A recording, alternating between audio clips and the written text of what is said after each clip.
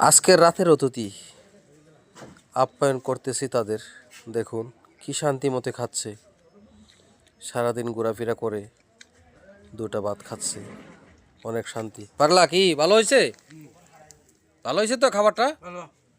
বিলাল কি বলো, খাবার ভালো হয়েছে? আচ্ছা যাক, খুব মজা হইতেছে নাকি? আরো লাগবে?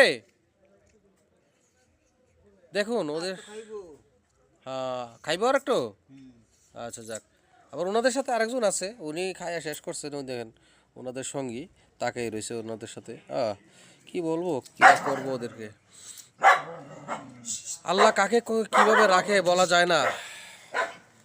দেখুন ওনা তো কারো মার সন্তান, বাবার সন্তান, কারো ভাই। আজকে ওনারা অসহায় হয়ে রাস্তা রাস্তায় ঘুরতেছে, তাদের পরিচয় পাওয়া যায় না। আগে অনেক ভিডিও দিয়েছি, কিন্তু আসলে ঠিকানা কেউ তো বলে না, দিতেও পারি না। যদি কেউ ঠিকানা দিত তাইলে অবশ্য পৌঁছানোর চেষ্টা করতাম, দিয়ে আসতাম।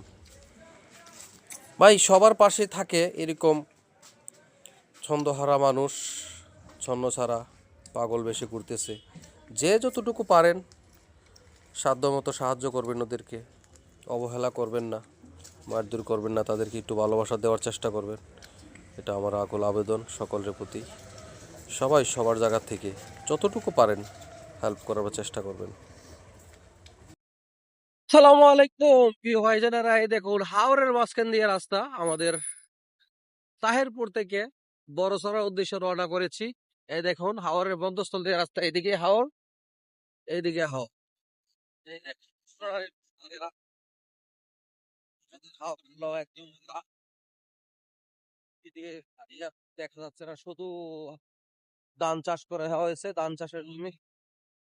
আপনাদেরকে এদিকে যদি দেখায়, এদিকে জমিন আর জমিন দেখছেন, এগুলাতে লাখ লাখ মন ধান হবে যদি আল্লাহ তাআলা দিয়ে যায়। কতগুলো আর কৃষকের গোলাতে উঠে কৃষক আনন্দ পাবে। কৃষকের পর সে ঘরে যাবে সেই ফসল, এই সোনালী ফসল। প্রিয় বন্ধুরা, আপনারা মাঝে মধ্যে এগুলাতে ঘুরতে আসবেন, আনন্দ পাবেন। আমরা যে ফসল ফলাই কৃষকরা আমাদেরকে খাবার মুখে তুলে দিচ্ছে, সেই খাবারগুলো কিভাবে তৈরি হয়, তা কিভাবে রোপণ করা হয়, এগুলা দেখলে অনেক সময় মনটা ভালো হয়ে যায়। সবই সবই আমরা